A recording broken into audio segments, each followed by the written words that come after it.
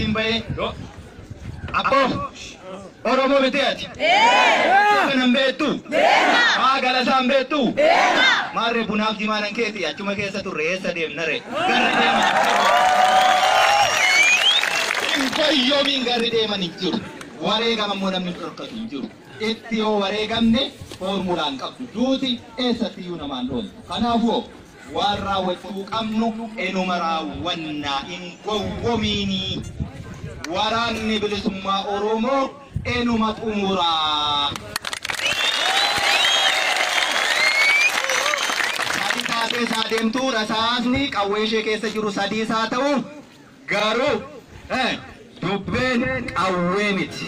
Kanatu hojjeta qawweeyyuu namatu hojjete. Qawwee namatu hojjete. Qawwicha akkaataatti dhimma bahan malee waan hamma maaloo ga'u baatanii deemuu miti. Kilaashichumaan jala si kennaa ni kumkumsiisu. Jirtu mitiire. Maqaateen simee. Bitaan mirga ida'amii irratti jiru kaleessa buqqisnee galaanatti gadu. Kanaafuu inni kan baqa jalqabeenyaan iddootti dhaabbatu hin jiru ariinii harkaan qabuu qofa. Asitti wal geessan kun humnaan sin baafne moo roorroo bara dheeraatiin qelqeltaa turte sin keessa jirtu eeboo bilisummaatu asitti walitti sin qabne. Sobdumnaa walitti sin qabne qawwee.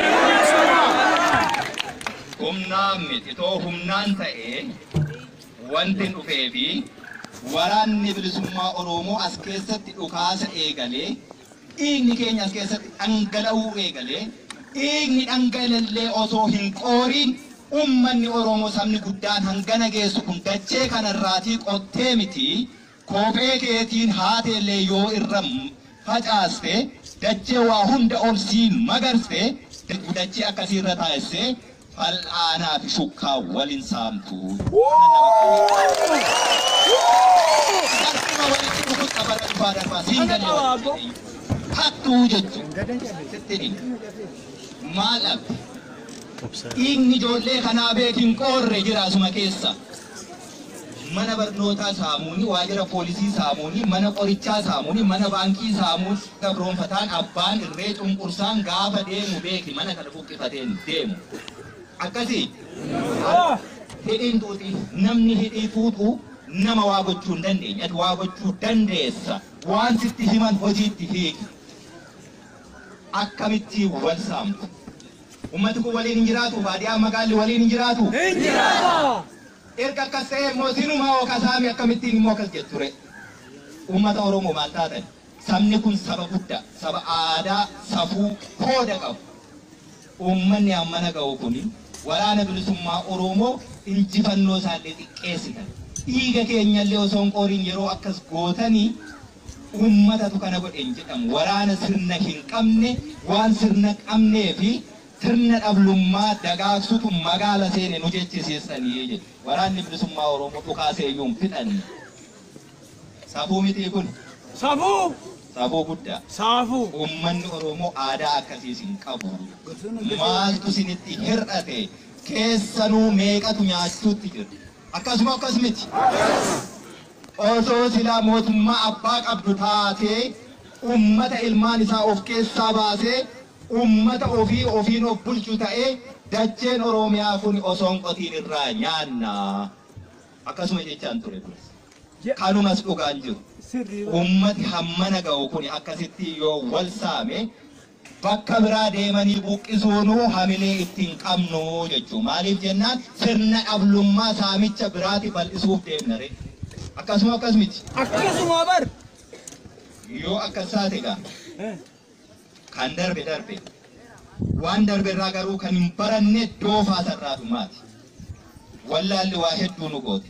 Ummata beeku osoo ta'e mirgaaf dirqama isaa beekee waan barbaadu beekee silaa waggaa 100 fi kanaa ol gabrummaa jalayyuu hin teenyu turre. Ummata keenya keessa wanti jiru nama birrii 50 ilmaan kana fakkaattutti birrii 50 beeki. yoo hojjete birrii 50 miti deemee lafarraa yoo argatta birrii 50 ilmaan kanatti nama waraana oofee deemu milishaa qabeelaa waan akkasii jira miti wallaala beek Amoon engedde gurguranii bar. Tamamiti biilee shantama biratti ilmaan isaa wallaala akkasiitu nu mudate kanaaf gabrummaa jala jirra kanaafuu siniitu osoo beektu ta'e mirgaa dirqama keessan beektanii dhamdhama bilisummaa beektu ta'e yoo akkasee maaliif walii qabsaahan sababa bilisa ba'eef wanni ati qabsooftuuf hin jiru jechuudha. Maal jennaan mootummaa barbaade kaachuu yoo isaaf hin taane immoo buufachuu ni beeka ni danda'as. Nuti hin dandeenye kanaafuu sinii qabsaa'u jira. Wallaala keessan irraa ilaalutti hin jiru. Sinitti himuutti hin jira garuu. Nuti dhukaasutti jirra. Kanarraa kaafee uummata nagaa qulqulluu itti bu'aa jirru. Isintu wal dadhabee walitti bu'uutti jira. Kana dhaabneetu gaa. Waraanni hojiinsaa sintiksu waan asii buqqise akka inni asitti hin deebine ittisu awwaalasaa fageessu maal jennaan kosii asii haranii balbala kaa'u. Kan amma kosii harree balbala jira beekin fagaanne fageessuutti deemuu jirra. Kanaafuu hojii nuu salphisa. Hojii akkamii waraana as keessatti hin barbaadiin. Namni akka kaleessaatti hojii idileessaatti haa deebi'u. Hubattanii hojii idileessaatti haa deebi'u. Inni baadiyyaas inni magaalaas wal keessa deemee walitti haa daldalatu jechuudha. Isa kaabineen baadiyyaatu magaala saamaa magaalatu akkas godhaa jedhee uummata aadaa tokko seenaa tokko qabu saba Oromoo afaan tokko dubbatu biyya tokko waliin qabu gargar qoodee aangoo barcuma bittaa siyaasaa saamichaaf ta'u turfachuuf tolfate sana riqichisuun addaan citeera. Wanni isin jennu akka barbaaddetti laphee dhiibii socho'e biyyi kan keeti seeratti garuu hin bu'ini. Seeratti hin bu'in achumatti dheessi. Yoo godhi siin jedhan godhi hin godhiin hin jennaan hin godhiin hammanuma naqa. Ulee barbaadda? Barbaadu. Maali? Harree nuu beeki sirnaan leenjisanii ba'aa itti fe'anii chee jennaan injifattu ni deemti. Namni hanga harree hanqata.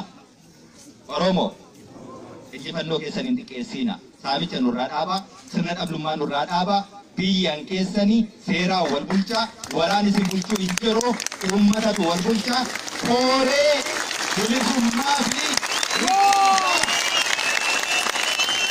bilisummaa fi bulchiinsaa kan yeroo maal jennaan kan yeroo kan uummataa akkasiif ta'u isa kaleessa si nyaate ittiin makiin. Isaanaan na fakkaatee na jala naanna'aa turee qawwee na jalaa hiikkatee galasan ittiin makee jirtati as keessa qaaneffadhu jechuudha. Ammas qawwee nu jalaa fudhatee galatti hin kenniin. Hin qaana'u. Hattuu anna bare harki maal si tochua? Dabeessa dheessa bare akkas boris itoo waasii tos jettee kute inni jechuudha ittiin kenniin. Qulqulluusa akka saba tajaajilu. Fir'aantee amantaa jenni akkasitti uumiti. Na tajaajila ka jette bulchiinsa koree bilisummaa kan yeroo filadha. Kan yeroo ka jenne kan biyyaa hin tolfanne ariisaarra jira. Baqataa fi ariyaa jira. Gidduu kanatti uummati hin rakkatamu hin rakkatu. Hin rakkata. Ba'ee galuun akka rakkoo hin taane bilisummaa jechuun nagaan baanii nagaan galuu nagaa qofaa fi tasgabbii qofaa isinirraa barbaanna. Abbootiin amantaa jaarroleen gandaa qeerroof qarreen shamarran hundi keessan isa kana nuu tolchitan jennaan wanti as keessa teenyuu fi hin jiru. Namni walitti hin bu'iin biyya biraa laala. Addunyaa kana laala.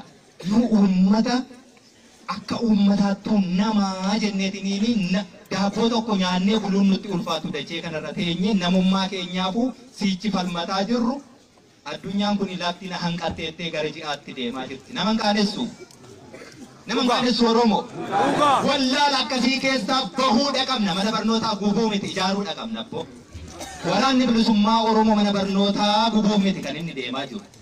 Ijaaruuf, babal'isuuf, dagaagsuuf, tolchuuf, si barsiisuuf akkaati akka bishaan gabateerraa abbaan barbaade gara barbaadetti sin oofne ejjennaa hirraafamne kan mataa kee qabaattee murtoo mataa keetiin sochootu si gochuu malee ta'uu qaba. Akka barbaadetti gara barbaadetti akka sin oofne Ta'uu qaba. Ammaa kaastanii suuqiin cufamee miti Banameellee yoo taa'e ililmeen fuudhiini jechuudha. Sabni Oromoo hattuu miti. Sabni Oromoo saba guddaa.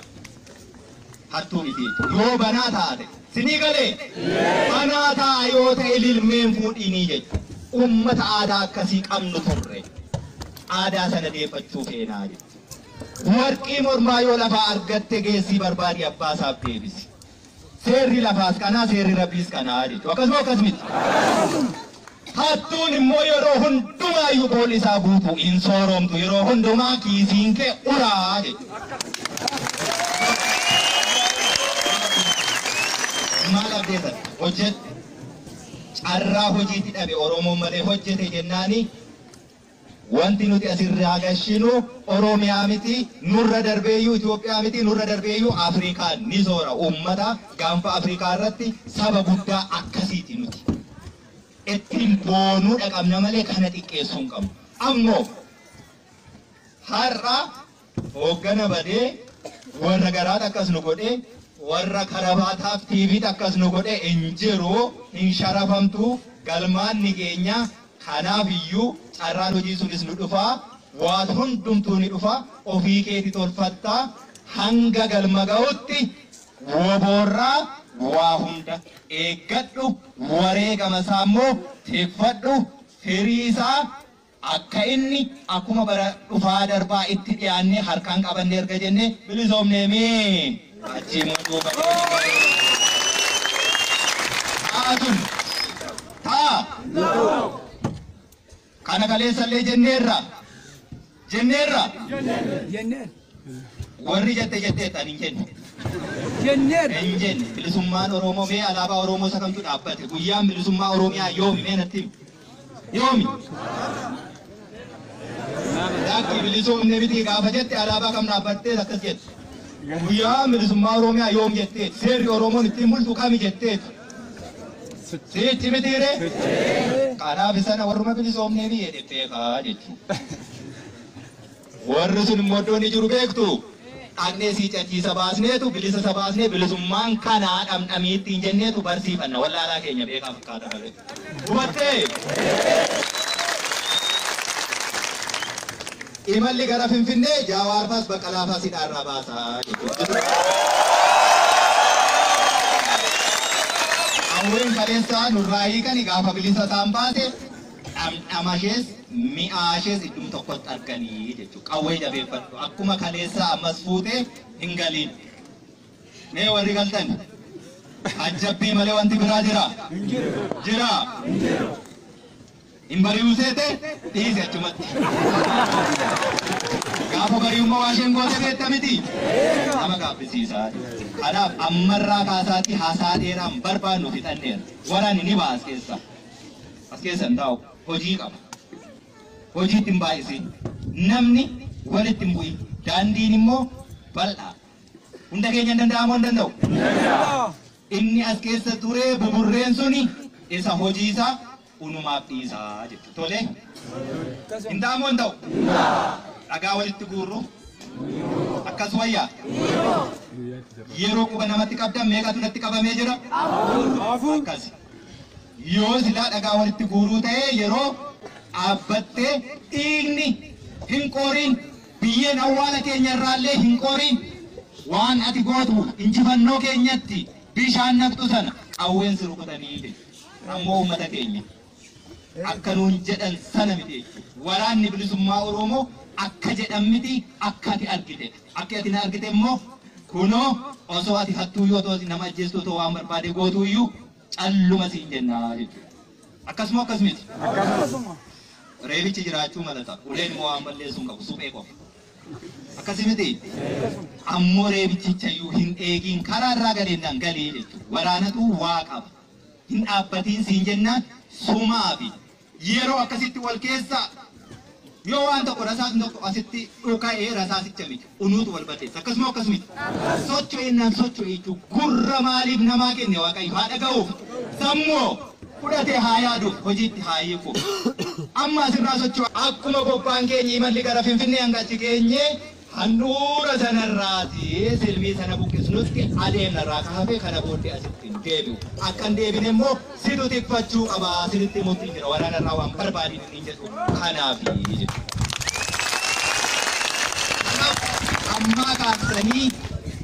Ammaa kaastanii mana keessanitti galuurra Oromoo nuti waan ittiin gargar baanu tokko iyyuu jiru.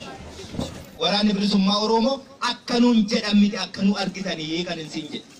Ragaansin kana beektuuf iyyuuti beeki wallaggi maal ta'e gaafadha wallaggi waan ta'e beeknaa bilisummaa xiqqoo tokko waraana bilisummaa Oromoo waliin ji'a tokko dhamdhamnee rammee oofti kanaaf du'uu jirraa jettan akkasumatti ree. Akkuma jenne immoo gooneerraa ummata injifachuun hin jiru addunyaa kanarraa mootummaan ummata lolee injifate hin jiru jechuudha. Ni ajjeesta, ni hiita, ni godaansista, walitti naqxa,